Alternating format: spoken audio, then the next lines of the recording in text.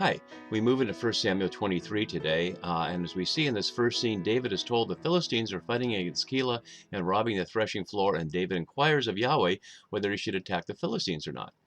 This story, following right after the slaughter of 85 priests at Nob, or at Gibeah, but the priests of Nob, by Doeg the Edomite at Saul's order, is a classic example of what happens when we read a story in its narrative context, which is to say, within the plot that's been unfolding in this section of 1 Samuel, rather than, as sometimes people tend to do with the Bible, read these as isolated stories, like the Bible is just a collection of independent stories.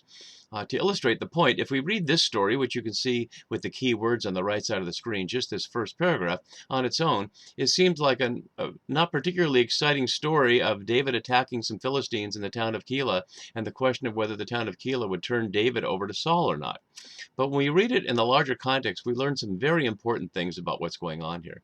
If you've been watching the last videos, we've seen that David came to Ahimelech in Nob, and Ahimelech was trembling because he perceived that David would be a threat to Saul, and Saul's man Doeg the Edomite was there. So they spoke in coded language, and eventually Saul figured out what was going on and called Ahimelech and all the priests of Nob to him at Gibeah and ordered them all to be killed, and Doeg the Edomite as the agent of their killing.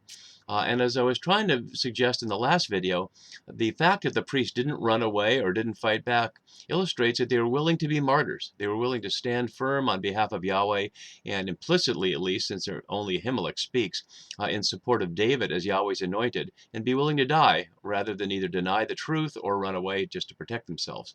But as we'll see, the people of Keilah, faced with a very similar choice of David versus Saul, do something very different. So it's really highlighting the contrast between the priests of Nob and the people of Keilah in response to the question of whether people acknowledge David as Yahweh's true anointed. So with that in mind, let's look back at some of that larger picture and see where we're at. So we've been following throughout the second half of 1 Samuel's chiastic structure, and we're still at the end of this purple part right here that's parallel to this here. And next scene in chapter 23, we'll move into these parallels in chapter 24 and chapter 26. And so we've been looking at the scenes in this section. Now we're on these two elements here, with David attacking the Philistines and Saul seeking David's life there. And as we've been looking at, in this chapter is especially the case, we've been looking at these rumors and indirect communication in this section. As we look here in this chapter, we see how many times we're told here that David hears about the Philistines or hears about Saul, and Saul hears about David. And as we look more closely, we're going to have to ask who exactly is communicating here, given what we've seen so far already. And in terms of location, we've seen that the priests were here at Nob and Saul's here in Gibeah, and David had been hiding in various places, last in the forest of Hereth, which archaeologically may or may not be here, but it's put on the map, so we don't know for sure it's there. But Keilah is more well known, and it's right here. Notice that he had tried to go to Gath to King Achish of the Philistines there, and was rebuffed, and so now he's in this little border town here. But he's not going there to seek refuge. He's there because he's told the Philistines are fighting against Keilah there. So we have to look more closely at that. And as we do with the key words, we can see how in this first paragraph we're looking at a number of key words. I've highlighted David, even though we wouldn't normally think of a name to be highlighted, because we see how many times he's mentioned here, along with how many times the town is mentioned. An otherwise insignificant town, it could have just said the town or that place, but it's really highlighted here to indicate that what's happening here is a key turning point. And also the verb to come down or to go down, translated different ways here, highlighting the Keilahs and the relatively lowlands here compared to the hill country slightly up here. But it's also highlighting the movement back and forth. And also this question, which is translated different ways here that we can see here, has shut himself, or they will surrender here, but that's all the same word here. So involved in that. So those are the key words that we're going to see playing out in this. And let's leave that up as we begin to look at the scene as it unfolds. So initially, they told David, and usually we don't hear a noun here. We hear just the passive voice. David was told, or David knew, or David heard, or Saul heard, but they told. And my note below asks, who is telling him? Bodner suggests this message should have gone, quote unquote, to the king who would lead the army. That if people are concerned that the Philistines are fighting, they would go to the king. And of course, that's implicitly what's being done here, is that they see David as the one who can potentially protect them from the Philistines, and they don't go to Gibeah to ask Saul. We don't know a lot about this city other than the location there. Some scholars have tried to argue from previous evidence from previous centuries of some relationship, and I'm not gonna go to that right now. But what we hear is the Philistines in this town that should be an Israelite town are robbing or plundering the threshing floor, which is to say they're stealing the grain. And as Joel Baden notes below, among those prominent public spaces in every community are the threshing floors. It also needed to be an open space where the wind could blow away the chaff. This meant the threshing floor would be outside city walls. So the Philistines here, using their superior technology, whether there's their iron-wheeled chariots or whatever else they have, it's not described here, feel like they can with impunity just go into Keilah and steal their food. And that's a real question around agriculture and storage and whether the Israelites should have been in the hill country and not in the low country. But that's a story for the Lot and Abraham scenes in the book of Genesis. So you can go back to the series on that in Genesis 13 if you want to see how this plays out there. That if you settle in the well-watered plain, people will rob you regularly. But moving back to our story in 1 Samuel, in response to this, David inquires of the Lord. And with great irony here, that's precisely what Ahimelech was accused by Saul of doing for David, and whether he had or not was not clear. But now David has Abiathar on his side, that is from the family of Ahimelech, but he doesn't call on him. And we saw in the previous scene that they'd come together, and David told Abiathar to settle with him, and they'd be safe together. So we don't know where Abiathar is at this moment, but he'll show up again in just a few verses.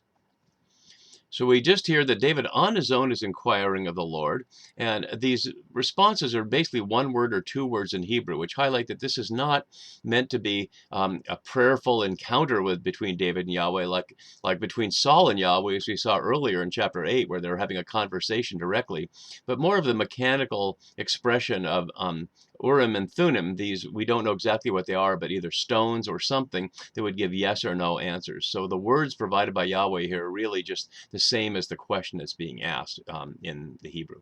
So shall I go and attack these Philistines?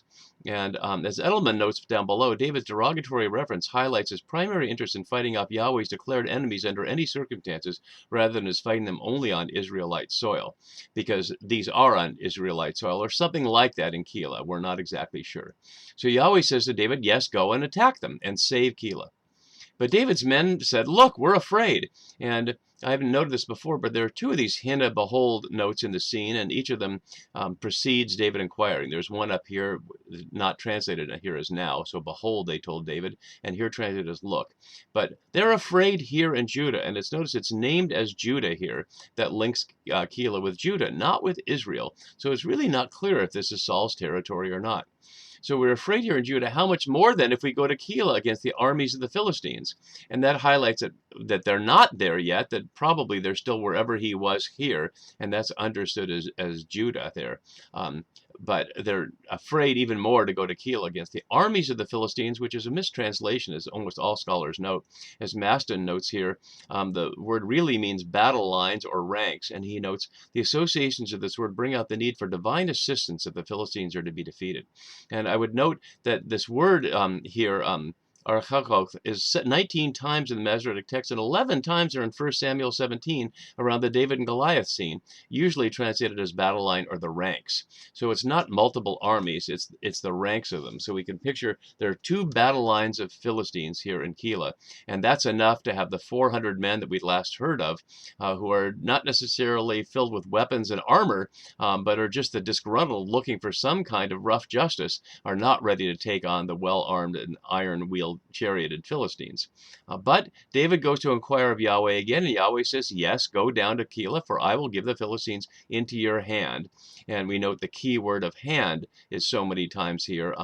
I've not highlighted it all the times here. Well, I have highlighted some of the times here. Yes, I have. So you can see hand there and hand throughout. So, in response to the double inquiry of Yahweh, David and his men went to Keilah, fought with the Philistines, and then something very mysterious goes on here. It says they brought away their livestock and dealt them a heavy defeat. But scholars have wondered about the sequence here, and what's livestock doing in the battle? So we have to look at each detail here. The word for brought away, hug here, means to drive off, but doesn't necessarily mean to take. And so some scholars have sought to deal with why would there be livestock in the battle by suggesting the word for livestock here, mikhem, could be translated more generically as property, But a number of scholars have really highlighted the importance of that this is meant to be livestock here, as Maston notes here. But the issue is they're not trying to take it. They're simply trying to drive it away to disrupt the Philistines' attempt to package up all the grain that he'd gotten on the back of their livestock. So it's not a matter of either they're stealing Keilah's animals or they brought cattle into the battle to be part of the battle, which is what leads scholars to wonder what's going on. But that before David dealt them a defeat, he drove away the livestock that would have been there to steal the grain with, and therefore rescued the inhabitants of Keilah, or literally using the word Iosha here, he Joshua'd them. And we saw previously how he'd Sauled Saul, or Sauled Yahweh, by inquiring, which is the word Sha'al, and here the word for rescue or save is the word Yeshua, God saves, or Yahweh saves. So he Joshua'd them, the inhabitants of Keilah. And here inhabitants is literally those sitting or settled. It's not the people of or the residents of, it's those settled there. It's just an interesting locution. No particular reason why that's the case. And now we hear that Abiathar came. And the strange timing of this leads people like Fackelman to read this as a flashback. That the previous scene that we saw with David consoling Abiathar for the loss of his family, his entire extended family of priestly relatives here, and offering him safety staying with David, is suggesting is a flash forward there to something that happens later here, or the other way around, that this is a flash back so that this visit here and the destruction are the same. But not all scholars agree with that, and this could certainly be that this is a second time to come there, that Abiathar had been with David before, and now that David has been with Keilah, Abiathar is catching up and came down to the already ongoing battle with the ephod in his hand. Again, the hand theme continuing here. So now back to the rumors and communication. And now it was told Saul that David had come to Keilah. And we really have to wonder what's going on there. How does Saul know where David was? And who's going down from Gibeah to Keilah and back to tell Saul that David is there? It's very mysterious, especially since we saw in the last scene that the slaves of Saul refused to follow his order to kill the priests and were probably not too quick to obey him. But whoever it was, we're not told. And Saul takes this as good news. God has given him into my hand, highlighting the hand theme here, for he has shut himself in it by entering a town that has gates and bars. In other words, Saul thinks that rather than David going to liberate Keilah, he's set himself up for a siege, and Saul is going to lay siege to an Israelite town to get David. And that's as low as Saul can get here. Not only has he had killed 85 priests, but he's going to have his army lay siege to an Israelite town, one of the very towns he's meant to be protecting from the Philistines. So Saul summoned, and this is, I translated here more literally, caused them to hear, highlighting the hear theme in this immediate section here, the Shema, all the people to war. So he caused them to hear the call to war, to go down to Keilah, to besiege David and his men. And notice that's the purpose here. It's simply revenge and a personal betrayal that's at issue. And we know in our culture, a moment here in the 21st century, how quickly politics can become just personal vengeance on behalf of someone who feels like somebody was not loyal to them. I don't need to name names there. And so again, David learned or knew that Saul was plotting evil. And we see how many times in these verses this happens here. But who's hearing it from David? David had to have one of his 400 men go back somewhere to Gibeah and get the word back and forth. We wonder if Saul's and David's messengers passed on the road between Keilah and Gibeah to exchange their messages here. So he learned or knew that Saul was literally fabricating evil here. It's a rare word in the Hiphol stem here, and it makes a pun with Horesh. So you can see Harish here in Horesh. So he's fabricating evil against him. And he says, now that Abiathar's there, bring the ephod here. And so he had inquired without the ephod and without Abiathar, but now he does, with more detail. So David says, in what seems more like a prayer here, O Yahweh, the God of Israel. And we have to note, this is the first time from David's mouth we've heard Yahweh referred to as the God of Israel. We'll hear it more in the story of Nabal and Abigail here, and we'll hear it from Jonathan. We heard it from Jonathan's mouth earlier in chapter 20, but it's the first time from David's mouth, Yahweh, the God of Israel. Your servant, speaking of himself in the third person, has heard, yet again, doubled here to emphasize, heard, yes, heard, that Saul seeks to come to Keilah to destroy the city on my account. It's not clear if David's saying this so that Yahweh can know about it. Yahweh certainly doesn't need David to inform God's self about what's going on here, but there it is. To destroy the city on my account. So in other words, not just to besiege David and his men, but to destroy the entire city here on his account. Ba'avuri here. And Edelman again notes the normal sense means on my account, but she notes the echo of the homophonous noun abur related to the underlying root abur, which is the Hebrew word, as in Ibri, Hebrew. So she concludes that Saul intends to slay the city because of David's successful yield against the Philistines, making a play there that they were trying to get the yield of the grain, and David got a yield of Philistines. And Saul is jealous of that because, of course, what we heard, the reason the Philistines are suspicious of David is the cry that resonated all the way to Gath: Saul has killed his thousands and David his tens of thousands. So while David seems to be upping the body count of Philistines in case Saul is still keeping score, Saul needs to have the city destroyed. At least that's how David has come to understand the story. So now continuing in his inquiry to Yahweh, David says, and now will Saul come down as your servant has heard? O Yahweh, the God of Israel, I beseech you, tell your servant. And Yahweh answers again in the one-word response, he will come down. So, beseech you, I declare, please. So he's asking in more intensive forms, and yet the answer is still the simple one word. And he continues in the second of the doubled inquiries here. So David then said, will the men of Keilah, and we have to stop here because it's Baal, as in the god Baal, literally meaning Lord. And Naaman argues here this is a negative designation based on the parallels in Joshua and Judges, because the word Baal would be heard negatively by an Israelite or Judahite audience. The neutral term, as the translation suggests here, is the men of Keilah, but it's really the lords of Keilah, which is what led Naaman to believe that they were the people, back in verse 1, that informed David that the Philistines were there plundering the threshing floor. We don't know if that's the case, but he certainly knows now that Keilah is led by this group, the lords of Keilah. And what he's asking is, will they surrender me and my men into the hand of Saul? In other words, even though David has rescued them from the Philistines and saved their grain, in the face of Saul's army, will they give up David and his men into the hand of Saul? And Yahweh says, yes, they will. And this is what I was pointing to at the very beginning of our scene, is the great contrast between the priests of Nob in the last chapter, who certainly knew when Saul called them from Nob to Gibeah that it was not going to go well for them. And yet they stand firm, and Ahimelech testified boldly on behalf of David, and they were willing to die. But the people of Keilah, although they certainly had to be grateful for David protecting them from the Philistines, are not willing to lose their whole town, and they're willing to surrender David to Saul. And so with that in mind, David and his men, now about 600, we don't know where the other 200 came from, but it's highlighting that this is a growing movement. Just as Saul is creating distance between himself and his men, David is drawing more to him. He set out and left Keilah, and they wandered wherever they could go. It's a rare double hitpatel use of the words here, of halaku here, stressing a lack of direction, as Bodner points. And so when Saul was told that David had escaped from Keilah, he gave up the expedition here, or he stopped coming out.